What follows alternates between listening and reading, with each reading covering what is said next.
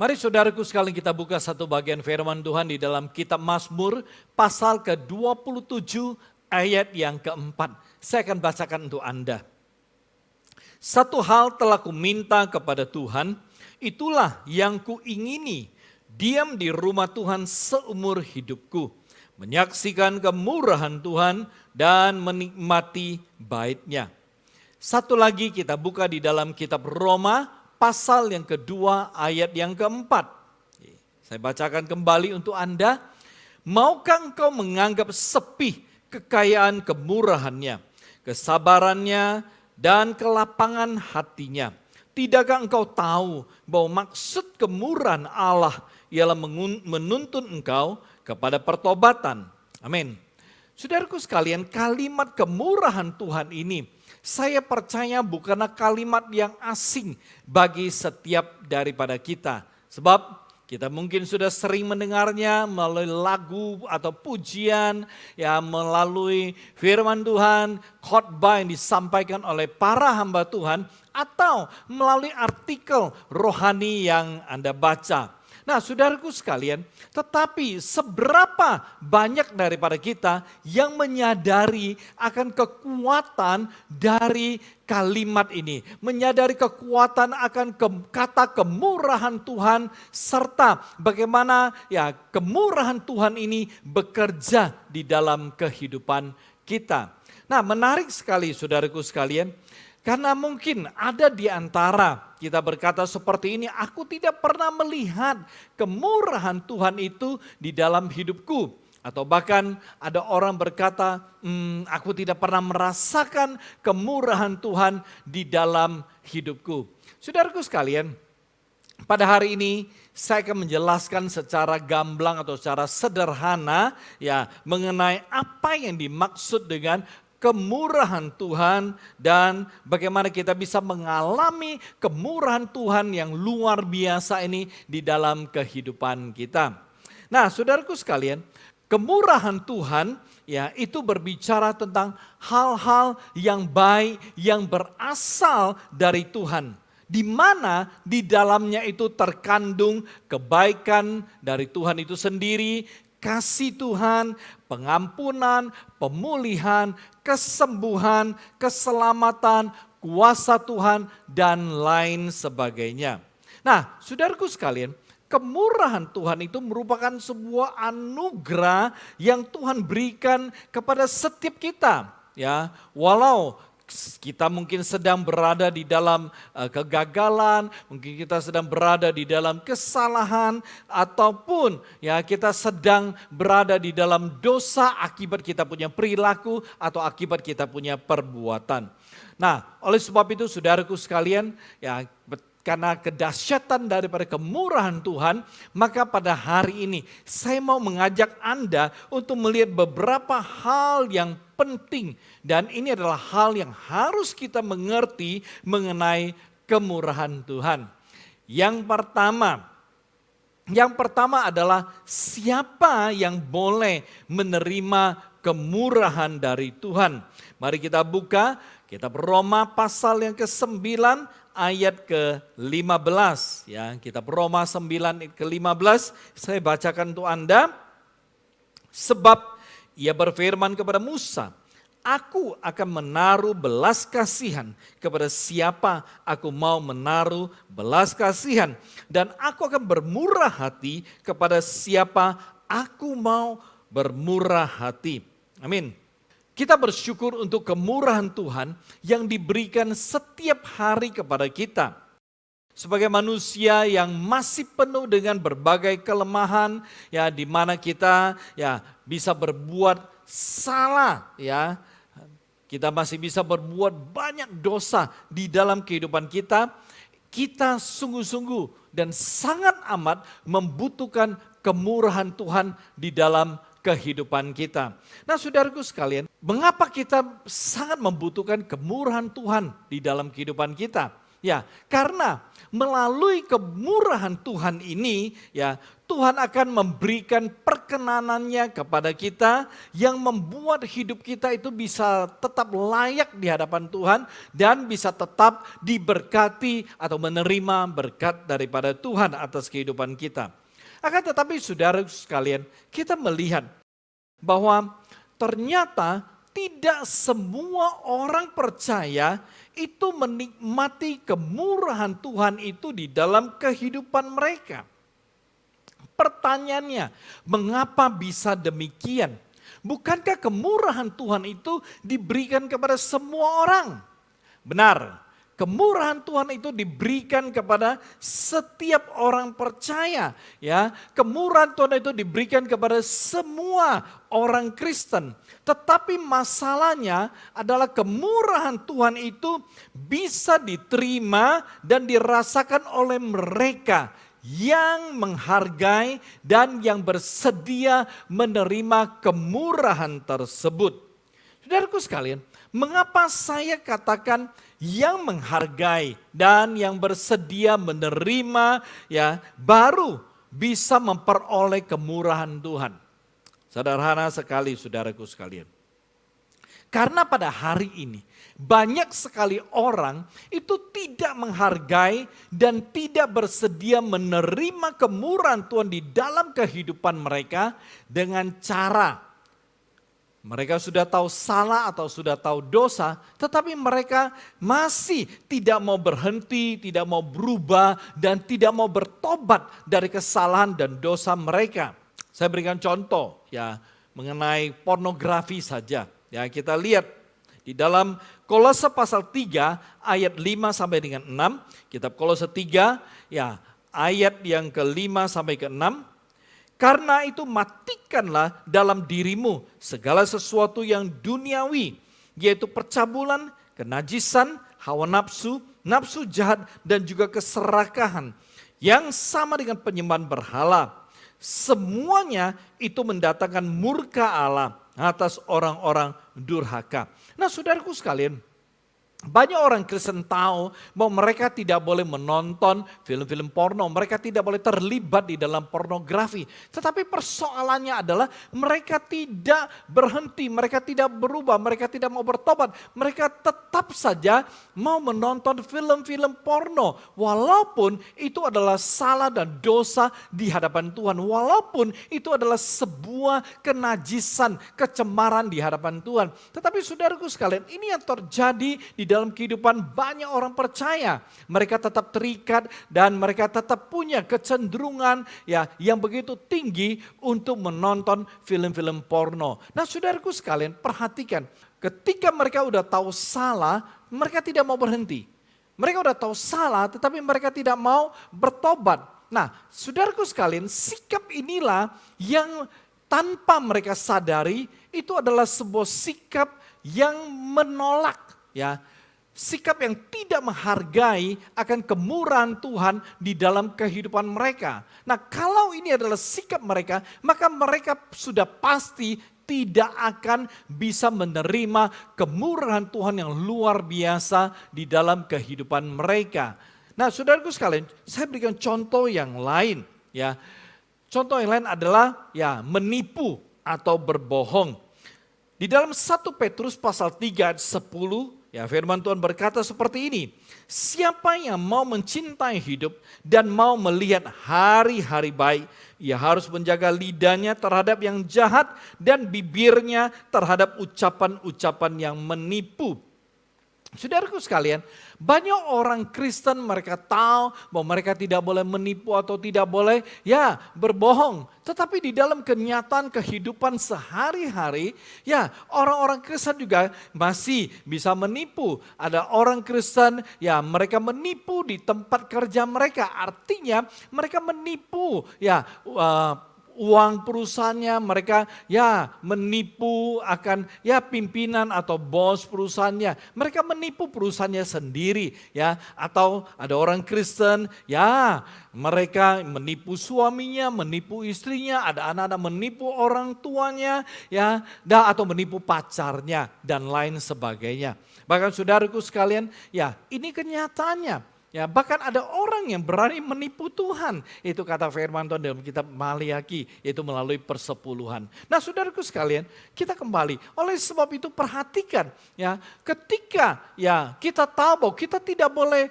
menipu, tetapi kita masih melakukannya, itu adalah sebuah sikap yang menentang akan kemurahan Tuhan. Artinya sebuah sikap yang tidak menghargai dan tanpa disadari itu sikap menolak kemurahan Tuhan di dalam kehidupannya. Karena itu saudaraku sekalian sebagai orang Kristen, kita harus mengerti ya, kita tidak boleh ya melakukan sebuah kesalahan terus-menerus. Kita tidak boleh hidup di dalam kesalahan atau dosa ya. Karena dengan demikian kemurahan Tuhan itu tidak pernah akan sampai di dalam kehidupan kita ya. Contoh yang lain ya, ketika kita sudah tahu atau sudah tahu salah tapi masih tetap melakukannya. Contohnya percaya pada takyul atau mistik atau kepercayaan nenek moyang. Saudaraku sekalian, di dalam 1 Korintus pasal 10 ayat 14 firman Tuhan berkata, "Karena itu saudara-saudaraku yang kekasih, jauhilah penyembahan berhala." Satu lagi saya ajak Anda untuk melihat di dalam kitab Galatia pasal keempat ayat ke-8 sampai ayat ke-10. Dahulu ketika kamu tidak mengenal Allah, kamu memperhambakan diri kepada Allah yang pada hakikatnya bukan Allah. Tetapi sekarang sesudah kamu mengenal Allah, atau lebih baik sesudah kamu dikenal Allah, bagaimanakah kamu berbalik lagi kepada roh-roh dunia yang lemah dan miskin dan mau mulai memperhambakan diri lagi kepadanya. Ayat ke-10, kamu dengan teliti memelihara hari-hari tertentu, bulan-bulan, masa-masa yang tetap dan tahun-tahun. Nah saudaraku sekalian, hari ini masih banyak orang Kristen, ya saya tidak tahu mereka sadari atau tidak mereka sadari, mereka masih banyak yang percaya ya kepada hal-hal yang bersifat takyul, mistik atau kepercayaan-kepercayaan lama atau kepercayaan nenek moyang mereka. Ya, tanpa disadari kita masih ya mengingat memelihara hari-hari tertentu, ya hari-hari besar inilah, ya hari-hari yang berhubungan dengan penyembahan berhala. Nah, saudaraku sekalian, ini adalah sesuatu yang tidak boleh dilakukan oleh kita sebagai orang percaya atau sebagai orang Kristen. Tetapi ketika ya kita tidak mau berhenti, ketika kita tidak mau berubah atau kita ya tidak mau bertobat, saudaraku sekalian, kita tidak pernah bisa menerima ya kemurahan Tuhan di dalam kehidupan kita. Ketika kita sudah tahu salah atau dosa tetapi tidak mau berhenti, itu artinya kita tidak bersedia menerima kemurahan Tuhan di dalam kehidupan kita. Kita tidak menghargai kemurahan Tuhan itu di dalam kehidupan kita. Ya, contoh lain seperti kesombongan, ya, perzinahan, ketamakan dan lain sebagainya. Jadi saudaraku sekalian, ketika sikap kita, perilaku kita, perbuatan-perbuatan kita seperti demikian, perhatikan ya, kita ini tidak pernah menganggap serius dan kita tidak menghargai akan kemurahan Tuhan yang begitu dahsyat yang Tuhan berikan, Tuhan taruh, yang Tuhan curahkan setiap hari di dalam kehidupan kita.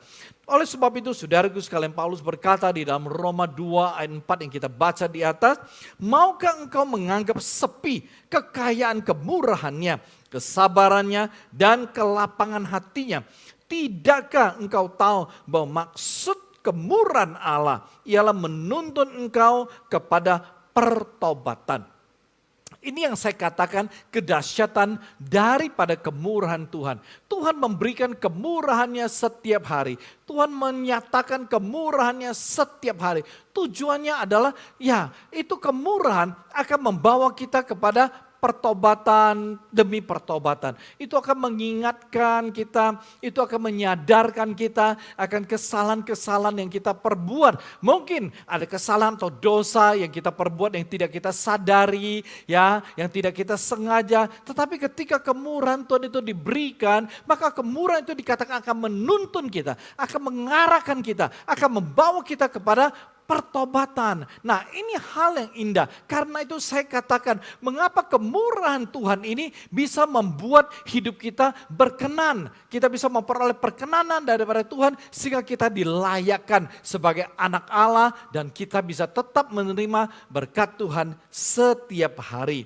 Nah, saudaraku sekalian, ketika seseorang itu berbuat salah atau dosa, kemudian dia sadar lalu bertobat, maka dia adalah orang yang berhak untuk menerima kemurahan Tuhan di dalam kehidupannya. Saya berikan contoh saudaraku sekalian, ya. Saya ajak saudara untuk melihat Simson, ya. Kita semua tahu Simson, ya.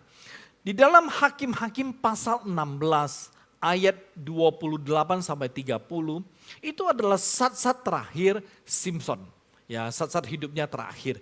Nah, kita tahu Simson adalah salah satu nazir Allah. Ya, dia adalah orang yang dipilih, ditetapkan oleh Tuhan untuk menjadi hakim atas orang Israel.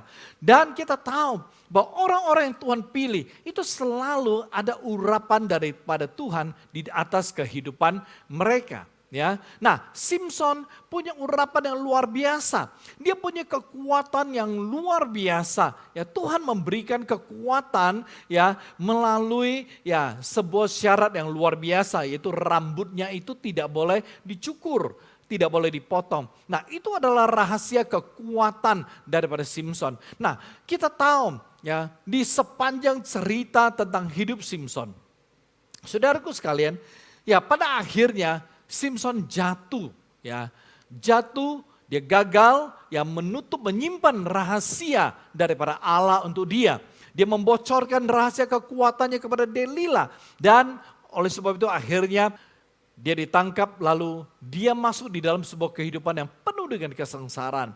Ya, nah saudaraku sekalian perhatikan, firman Tuhan yang saya sebutkan yaitu di dalam Hakim-Hakim pasal 16 28 sampai 30. Ya, pada saat itu saudaraku sekalian, Simson datang kepada Tuhan. Dia menyadari bahwa satu-satunya harapannya itu adalah Tuhan. Harapannya untuk memperoleh kekuatannya kembali adalah dari Tuhan. Karena itu saudaraku sekalian, ya Simson dia datang kepada Tuhan, dia memohonkan kemurahan Tuhan sekali lagi ya agar dia bisa membalaskan akan semua musuh-musuhnya yang memperlakukannya dengan sangat tidak baik. Dan saudaraku sekalian, perhatikan ya waktu Simson datang kepada Tuhan, waktu dia memohon kepada Tuhan, ya dia datang dengan penuh kerendahan hati, dia datang dengan penuh iman, tahu bahwa Tuhan satu-satunya harapan, Tuhan satu-satunya jalan, Tuhan satu-satunya mampu memulihkan kekuatannya. Kita melihat bahwa Tuhan kemudian menyatakan kemurahannya. Simson sadar akan kesalahannya, dia sadar akan semua ya perbuatan-perbuatannya di masa lalu. Dia datang kepada Tuhan dan hal yang luar biasa adalah Tuhan memulihkan ya kekuatan Simson. Dan dia berhasil membunuh semua musuhnya pada hari itu. Bahkan saudaraku sekalian, Alkitab berkata bahwa ya Simson membunuh lebih banyak musuhnya pada saat dia mati dibandingkan pada saat dia hidup. Itu luar biasa sekali. Nah saudaraku sekalian, kita melihat ketika kemurahan Tuhan dicurahkan, diberikan kepada Simson ya karena dia mau ya menghargai, dia mau ya menyadari dan bersedia menerima itu kemurahan, ya kuasanya itu dahsyat sekali. Nah, atau saya berikan contoh yang lain saudaraku sekalian. Ya, ketika Tuhan Yesus disalibkan, ada dua penjahat yang disalibkan bersama-sama dengan Tuhan Yesus. Saudaraku sekalian, di dalam Lukas pasal yang ke-23 ayat 41 sampai 43. Injil Lukas pasal yang ke-23 41 sampai 43.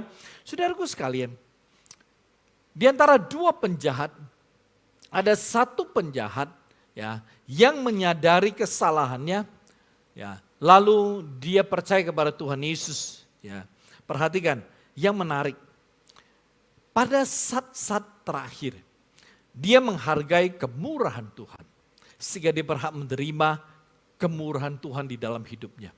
Saat itu dia berkata seperti ini. Dia berkata, Yesus, apabila engkau ke surga, jangan lupa akan aku. Apa yang Yesus katakan? Yesus berkata, saat ini juga engkau dan aku, kita akan ke Firdaus. Saudaraku sekalian, di saat-saat terakhir, ketika dia sadar, ya, dia menyadari dan dia menghargai akan kemurahan Tuhan di dalam kehidupannya. Saudaraku sekalian, dia dibawa oleh Tuhan Yesus ke sorga. Ya, ini hal yang sangat luar biasa. Oke, hari ini saya mau katakan, Anda bisa mengalami kuasa dari kemurahan Tuhan yang luar biasa. Anda bisa menerima akan kuasa, ya, kemurahan Tuhan yang luar biasa di dalam kehidupan Anda apabila pada hari ini Anda menyadari akan kesalahan dan dosa yang telah Anda perbuat, lalu Anda bertobat, ya, dan Anda datang kepada Tuhan, ya, Anda membuka diri hidup Anda kepada Tuhan, dan saya mau katakan, maka pada hari ini juga Tuhan, dia akan menyatakan kemurahannya bagimu. Dia akan memberikan kemurahannya bagimu. Dan Anda akan melihat bagaimana hidupmu itu dipulihkan oleh Tuhan dengan luar biasa.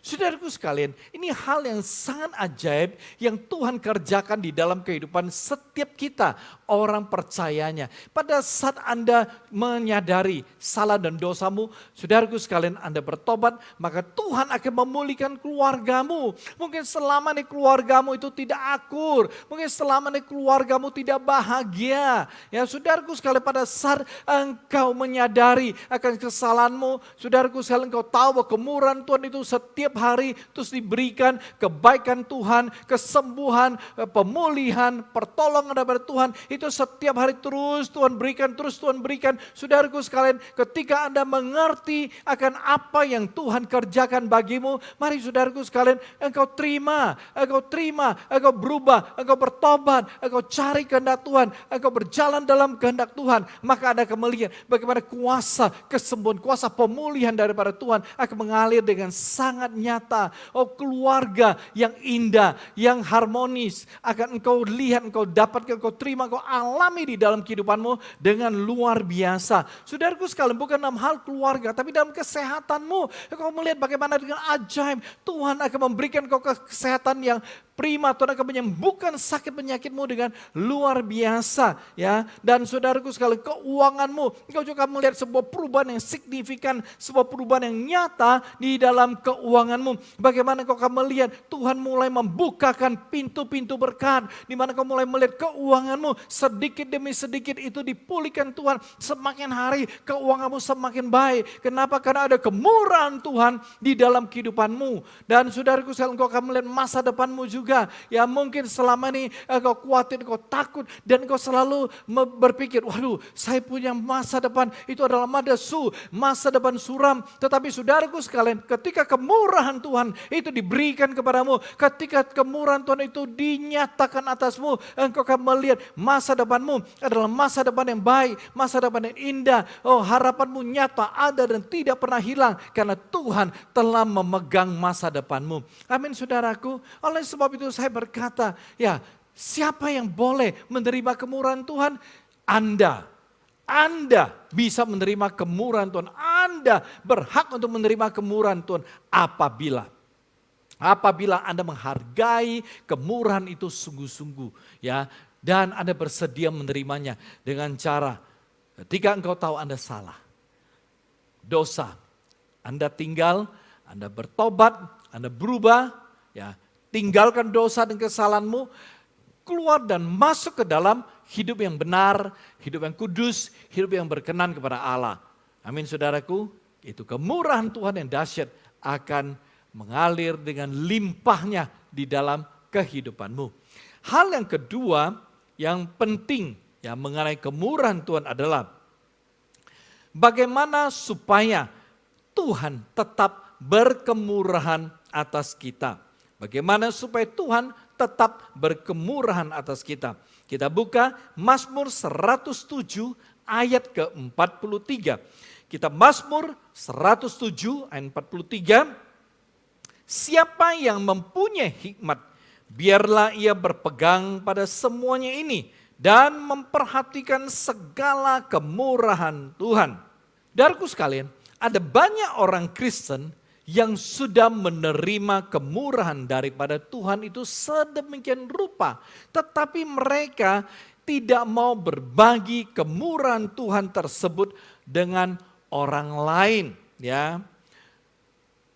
Apabila hari ini ada rindu untuk bisa terus-menerus menerima kemurahan demi kemurahan Tuhan di dalam kehidupanmu, maka kuncinya hanya satu.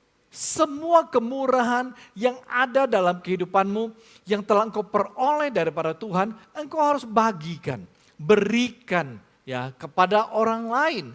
Dengan demikian, kemurahan Tuhan itu akan terus mengalir seperti air sungai yang terus mengalir yang tidak akan habis-habisnya di dalam kehidupan kita. Saya berikan contoh ya soal membagikan kemurahan Tuhan. Contohnya seperti ini ya. Kita harus memberitakan Injil. Saudaraku sekalian, kita diselamatkan oleh Tuhan pada hari ini ya, karena Tuhan itu bermurah hati kepada kita.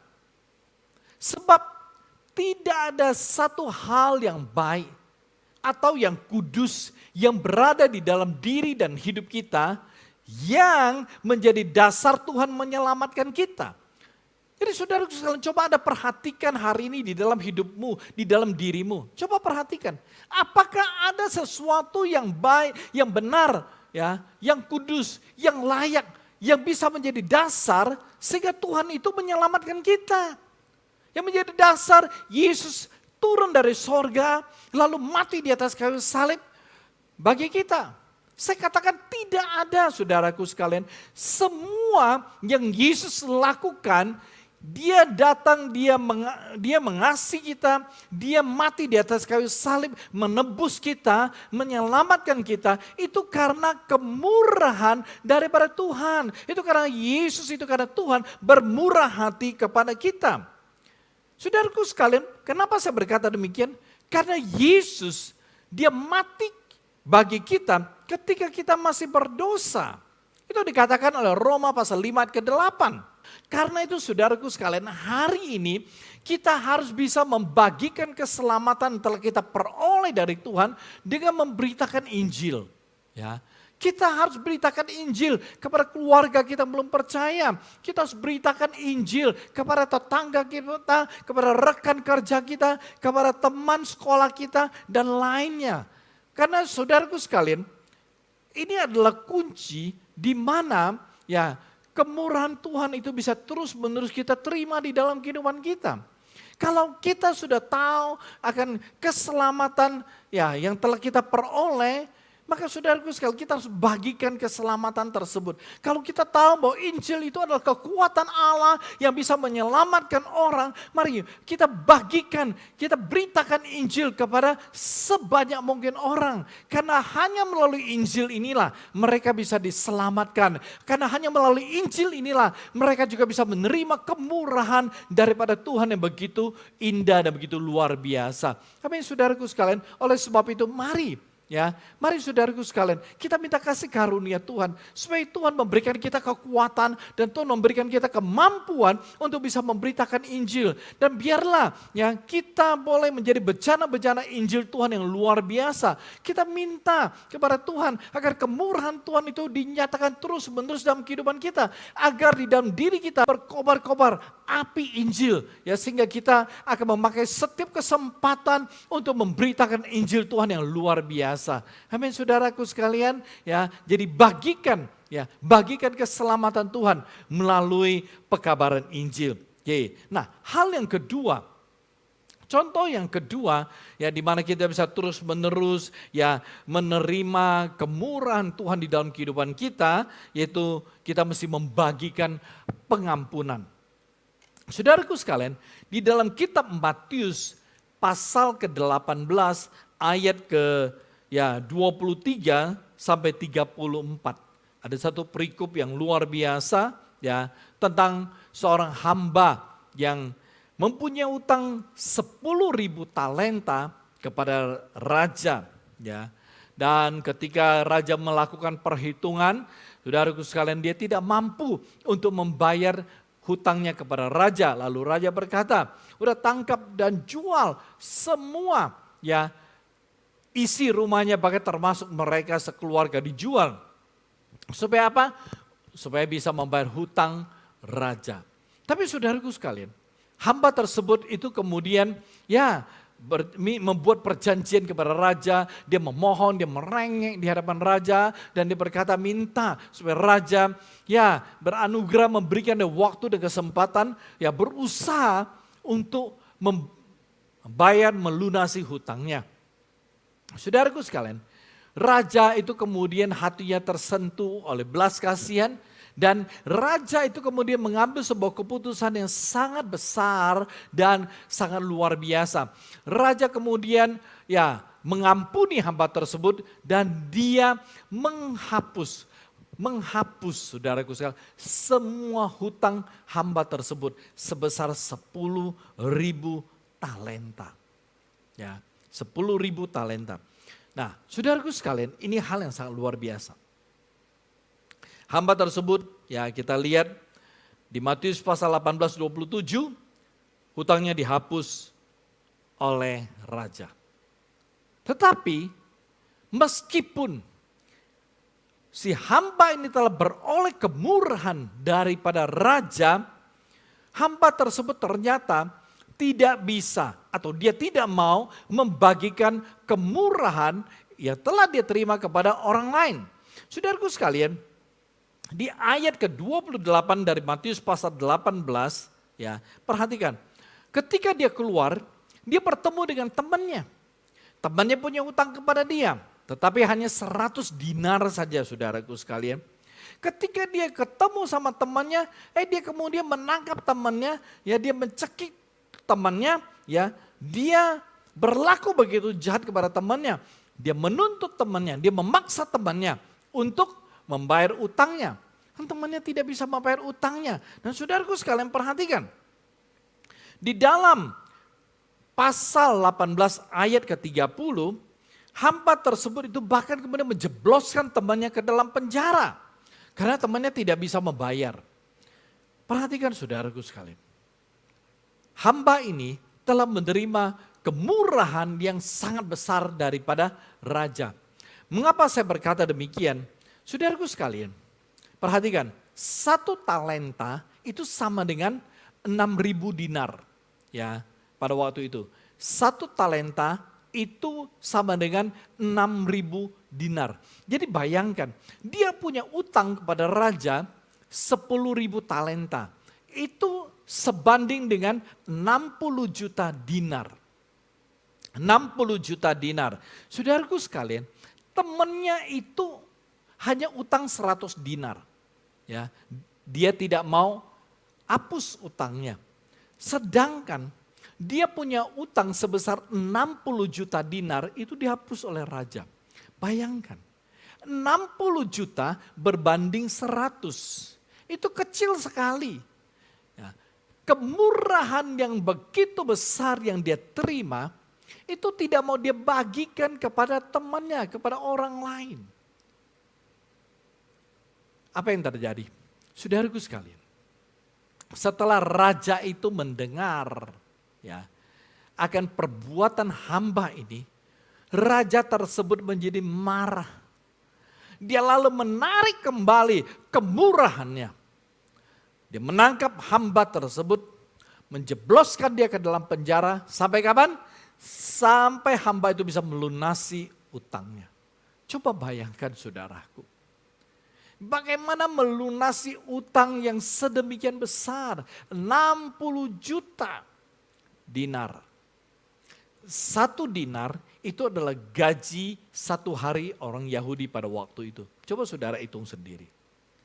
Nah, kita kembali. Di sini perhatikan. Saudaraku sekalian, kita punya dosa, kita punya kesalahan telah diampuni oleh Tuhan. Ya. Oleh sebab itu mari kita adalah orang-orang yang telah menerima pengampunan daripada Tuhan. Kita punya dosa, kita punya kesalahan, kita punya kejahatan, kita punya najisan, kita punya kecemaran. Semuanya Tuhan telah ampuni. Ya. Tuhan sudah tidak melihatnya, Tuhan sudah tidak menganggapnya, Tuhan melupakannya. Oleh sebab itu saudaraku sekalian, kita sebagai orang-orang yang telah menerima pengampunan daripada Tuhan, kita harus bisa mengampuni orang-orang yang bersalah kepada kita. Kita harus bisa mengampuni orang-orang yang menyakiti kita, melukai kita. Kita harus mengampuni orang-orang yang menggosipi kita, mengfitnah kita, ya, yang meremehkan kita, yang menghina kita, yang menolak kita, dan lain sebagainya.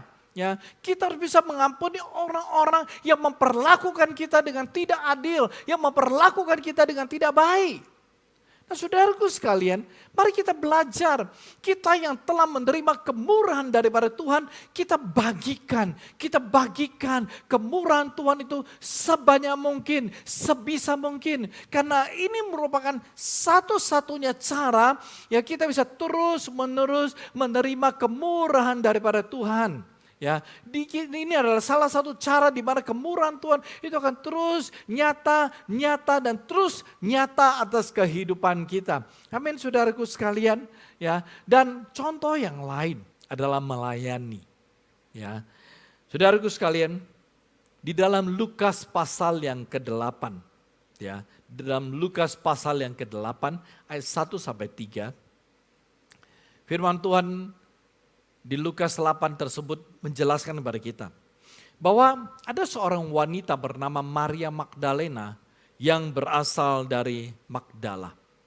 Ya, dia adalah seorang wanita yang pernah ditolong oleh Tuhan Yesus. Ya, dia adalah seorang wanita di mana Yesus pernah mengusir 7 roh jahat ya di dalam dirinya. Itu 7 roh jahat Tuhan Yesus usir keluar. Ya, dan bukan hanya dia. Ada beberapa wanita juga ya di mana roh jahat juga diusir keluar ya dari tubuh mereka dan berbagai sakit penyakit mereka itu disembuhkan. Perhatikan, saudaraku sekalian, apa yang Maria Magdalena dan beberapa wanita lain itu lakukan.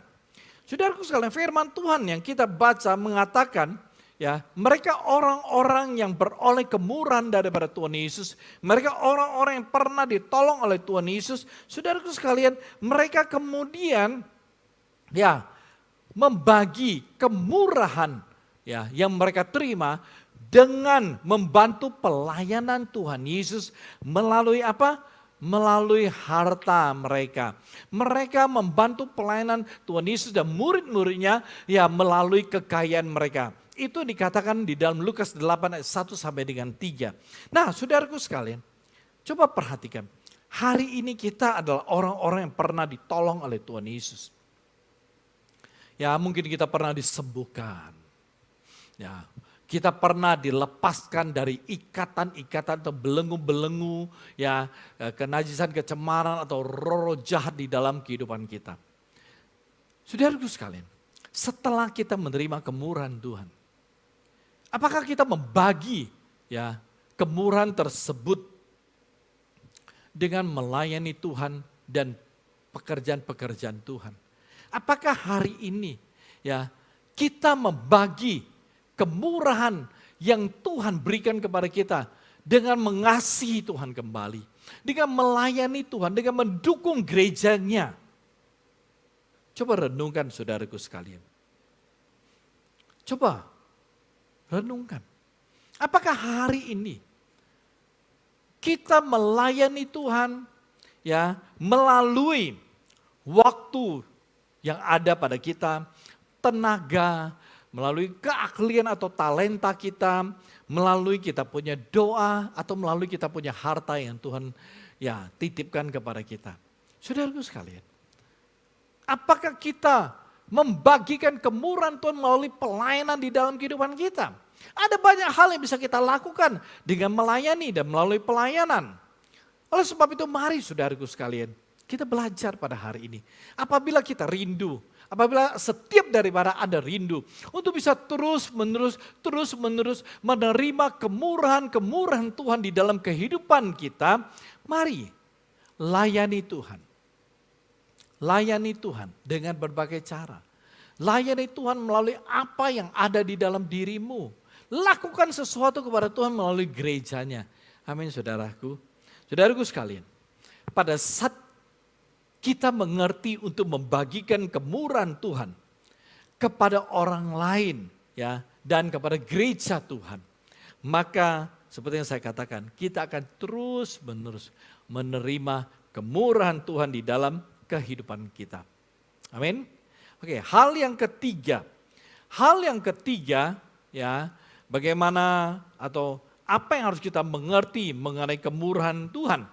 Hal yang ketiga, kemurahan Tuhan yang dicurahkan atas seseorang itu akan membuat hidupnya menjadi lebih berarti, lebih bernilai dan lebih berdampak. Saudaraku sekalian, bukti ya orang yang hidup dalam kemurahan Tuhan itu hidupnya pasti akan berarti, hidupnya pasti akan bernilai dan berdampak. Kenapa? Karena dia adalah orang yang menghargai kemurahan yang dari Tuhan dan dia adalah orang yang mengerti berbagi dengan baik. Saudaraku sekalian, orang yang mengerti ya menghargai kemurahan Tuhan itu tidak akan terus-menerus hidup di dalam dosa ya, dan dia tidak akan terus-menerus menjadi budak dosa ya. Tapi kita melihat hidupnya itu akan ya terus-menerus diperbaharui dan itu membuat hidupnya itu semakin hari semakin bermakna, semakin hari semakin bisa menjadi berkat bagi banyak orang. Ya, ini indah sekali. Jadi saudaraku sekalian, ketika kita menemukan kemurahan Tuhan itu tercurah di dalam hidup seseorang, ya, dan orang itu mengerti ya untuk menghargai dan mengerti untuk berbagi, membagikan kemurahan Tuhan, hidupnya itu Anda akan lihat hari demi hari, bulan demi bulan, tahun demi tahun. Hidupnya akan terus ya semakin hari semakin merefleksikan kemuliaan Tuhan. Hidupnya semakin hari Anda akan melihat semakin berarti, semakin ya bernilai, semakin berdampak. Anda berkata, wow ini orang kenapa semakin hari bisa semakin luar biasa. Oh hidupnya semakin berubah. Dulu orangnya kasar, tapi sekarang orangnya jadi lembut. Oh dulu orangnya ya tidak begitu perhatian, tapi hari ini dia begitu peduli sama orang lain. Dan saudaraku sekalian, Anda akan menemukan perubahan-perubahan yang signifikan terjadi di dalam hidup seseorang yang menerima ya kemurahan Tuhan terus-menerus. Ya, engkau akan melihat hidup seseorang itu akan terus berbeda ketika kemurahan Tuhan demi kemurahan Tuhan dicurahkan oleh Tuhan baginya di dalam kehidupannya. Hidupnya akan sangat berbeda, sangat berbeda. Nah, saudaraku sekalian, saya berikan contoh ya. Di dalam Alkitab, saudaraku sekalian, ya kita semua ya tahu ya tentang orang yang bernama Zakius ya. Zakius ini adalah seorang kepala pemungut cukai. Dia bukanlah orang yang favorit bagi orang-orang di kotanya. Tetapi sebaliknya, Zakius adalah orang yang sangat dibenci. Ya, dia adalah orang jahat di mata masyarakat. Dia adalah orang yang ya sama sekali ya tidak disukai keberadaannya. Bukan saja dia, mungkin keluarganya juga tidak disukai. Tapi saudaraku sekalian, suatu hari ketika Yesus datang ke kota di mana dia ada, Alkitab berkata, Zakius pengen melihat Yesus. Akhirnya dia menemukan sebuah pohon, ya, pohon di mana dia bisa naik. Karena pengen melihat Tuhan Yesus. Perhatikan. Ketika Yesus lewat, Yesus melihat Zakius. Lalu Yesus berkata pada Zakius bahwa Yesus mau ke rumahnya. Pada saat Yesus berkata, Zakius turunlah, aku akan menumpang di rumahmu. Itu adalah cara Tuhan Yesus menyatakan, memberikan kemurahannya itu kepada Zakius. Perhatikan saudaraku sekalian. Itu adalah sebuah awal yang sangat penting di dalam hidup Sakyus. Ya. Dan ketika kemurahan Tuhan itu dicurahkan bagi Sakyus, apa yang terjadi dengan hidupnya? Ya. Seorang yang jahat, serakah, ya, seorang yang tidak mengenal belas kasihan. Tetapi ketika kemurahan Tuhan itu diberikan, dicurahkan kepada dia, hidupnya berubah. Ya, hidupnya yang jahat itu menjadi baik. Hidupnya yang suka untuk menindas orang itu menjadi seorang yang penuh dengan belas kasihan, berbaik hati. Saudaraku sekalian, lihat apa yang Sakyus lakukan. Dia mengembalikan uang ya dari orang-orang yang dia peras, bahkan berkali-kali lipat. Perhatikan saudaraku sekalian, apa yang terjadi? Ketika Sakyus meresponi kemurahan Tuhan, hidupnya berubah.